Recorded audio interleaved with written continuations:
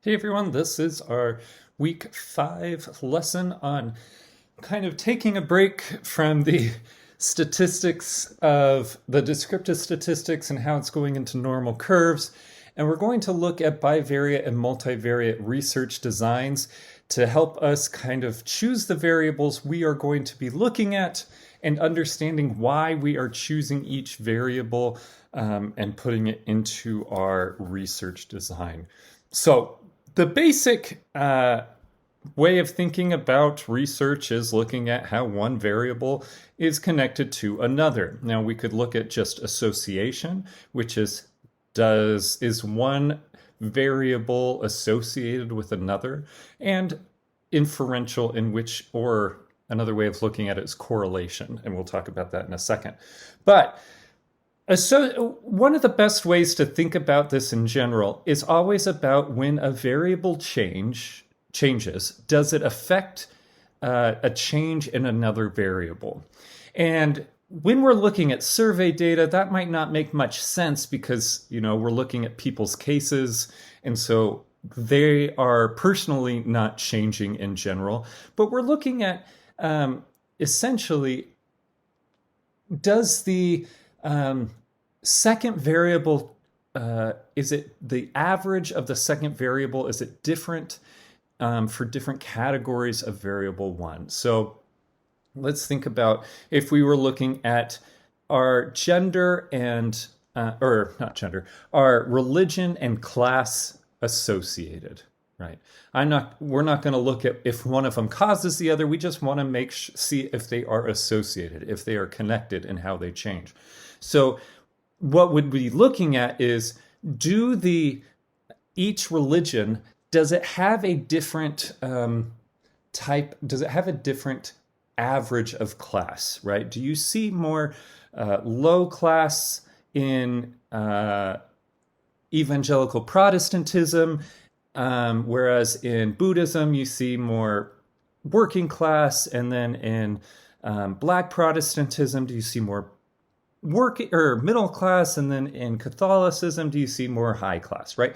So that would be an association because you see a pattern in the different kinds of categories per variable and how they connect to the other variable. That's kind of an association. When you're looking at continuous variables, you'd be looking at something, let's say, is education connected to income or vice versa. You would look as we look at our education values. So if we look at all of the people who earned a 12th grade education, and that was their highest grade, and let's say their income, the average income for people with 12th grade education is $32,000. If you move up to a bachelor's degree, does the income also move up? Maybe it goes down, or does it stay the same? If it stays the same, if you look at different levels of education and income doesn't change much, then you don't have an association. But if a change in education leads to a change in income in some way, then you have an association.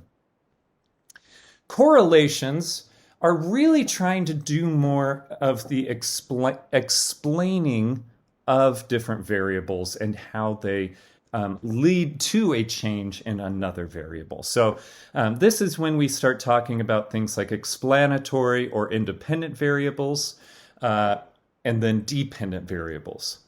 Now, this is the same thing. We'd still be looking at does a change in the explanatory or the independent variable show a change in the dependent variable? Really what we're thinking of here is in whether there is a theoretical reason to believe that the explanatory variable changes the dependent variable.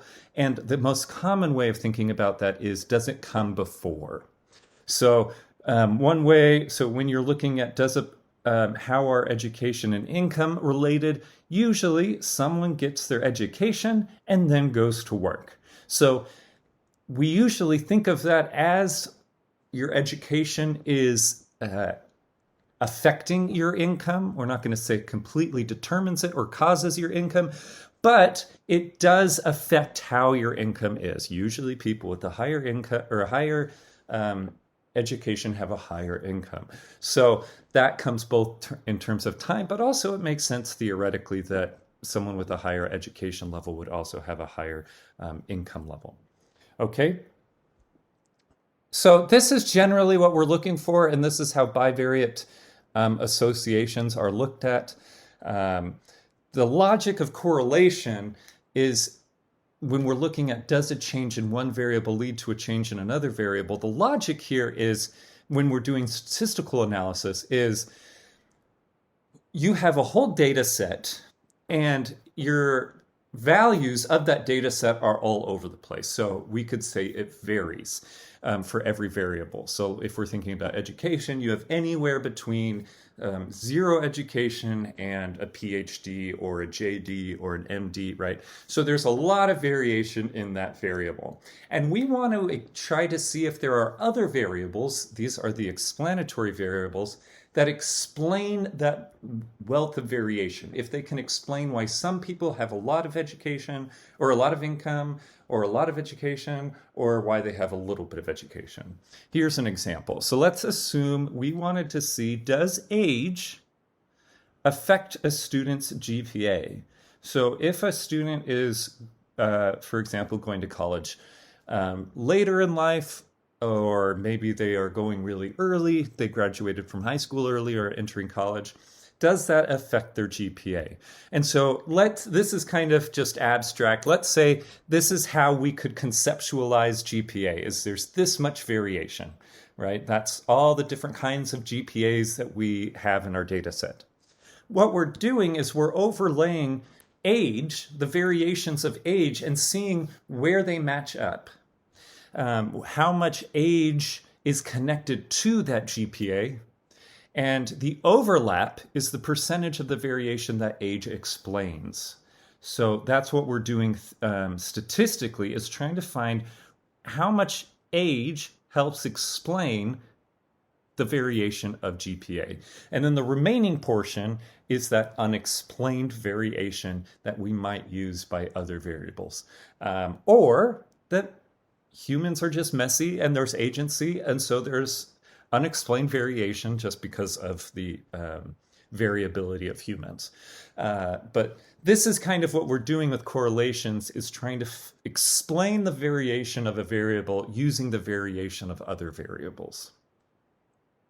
Now, when we are adding a third variable, what we're really doing, and when I say third variable, I also mean fourth and fifth, is we're really trying to hone in on how much of that relationship is because of age versus any other variable. So I'll give you an example.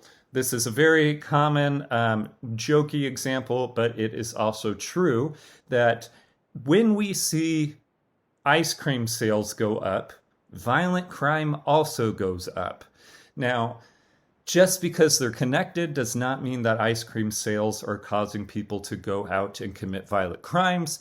Instead, when we add a third variable of the weather, we see that the weather actually explains the variation of both ice cream sales and violent crime. So as the weather gets hotter, people go out and eat ice cream, but it also provides the conditions for, more people on the streets.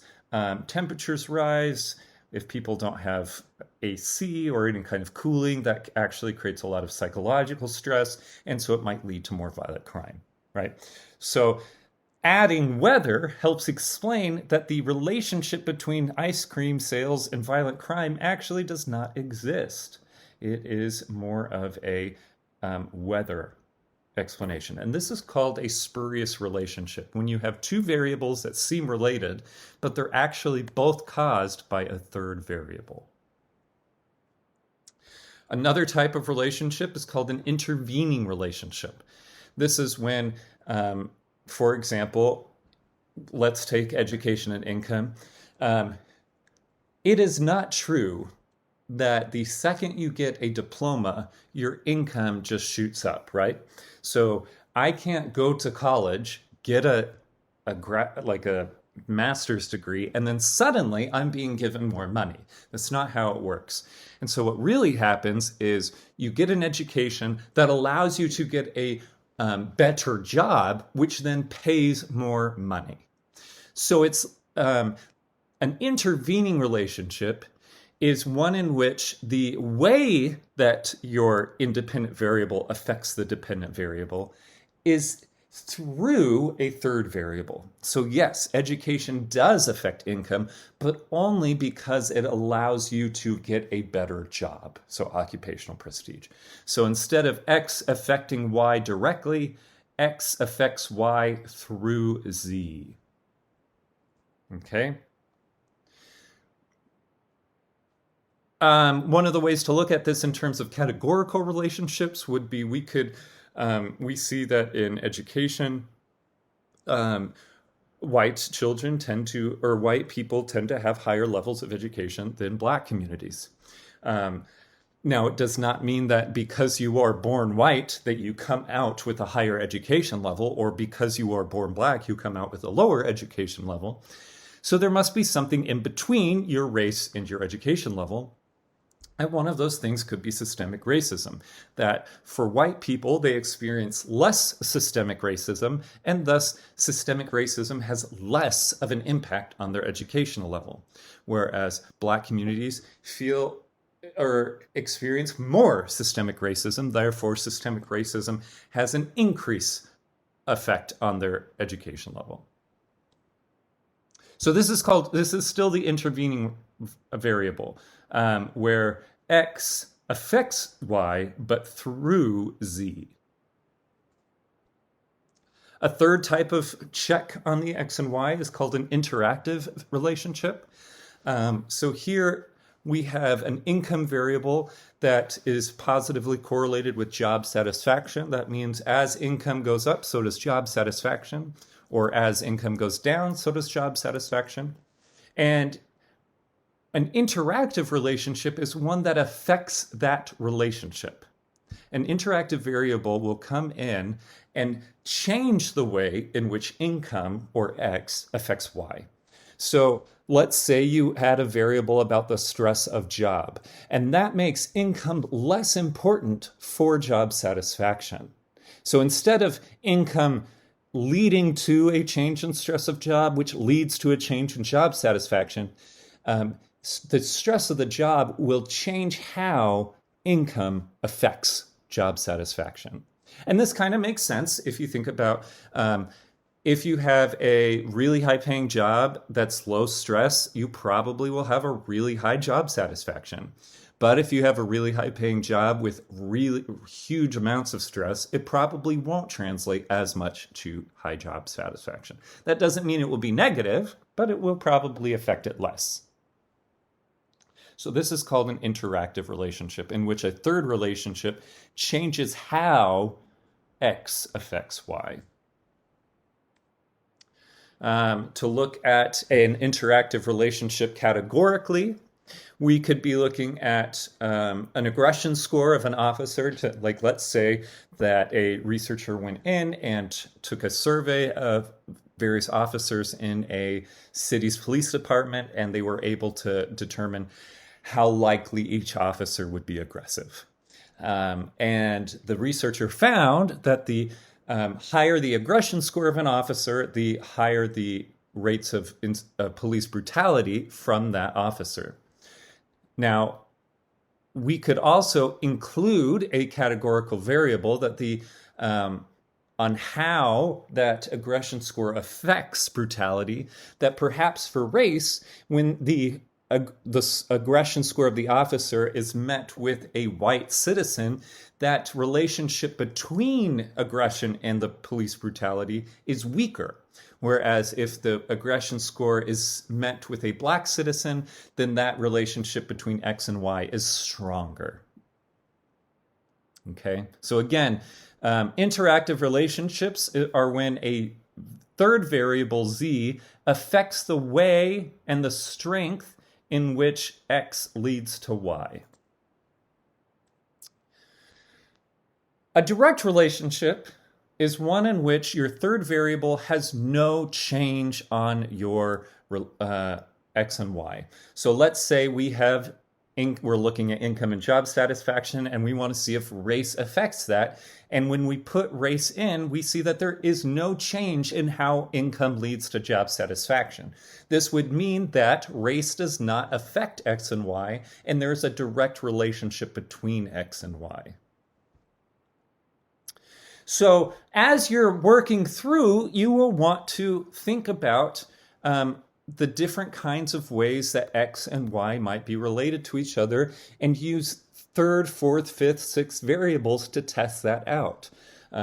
When we are looking at, for example, the number of times we spend with friends a week, and let's say we're trying to determine whether let's say, political leaning of someone affects the number of times we play with friends a week. So we would want to test what might be affecting that relationship. Are there spurious relationships between political party and the number of times you hang out? Is there an intervening relationship that explains why political party affects the number of times you hang out? Is there an interactional relationship that affects how political affiliation affects how many times you hang out? Or will these variables help you show that really it is the political leaning that changes how many times you hang out? So this is often called controlling for variables to identify specific relationships. So going back to this example of age and GPA, we will be looking, what if we wanted to make sure that age really did affect GPA? My dog just got home from daycare, so she's very excited to see me. So if we looked at family income and neighborhood, we see all of these variations are kind of getting together, and what we want to look at is what is the amount of variation of GPA that is only affected by age. And that is what you do by adding in all these other variables, is we can identify what the amount of variation actually is caused or affected by age. Now, this will make more sense obviously the variations of all these variables don't look like this, but this is kind of a conceptual way to think about how correlations are happening. And once we get to the actual mathematics of it, we'll be able to calculate exactly how much of age is affecting GPA or any of the variables of X and Y. Often scholars are going to be using control variables simply to address well-known demographics that affect social outcomes. Race, gender, ethnicity, family income, father and mother's education, your highest grade of education, nationality. You might even do zip codes, or when you're doing education research, they often look at the number of children who are on subsidized breakfast programs or subsidized lunch programs. The best practice is to find scholarly articles that are asking similar questions to you and see what variables they include in their analysis.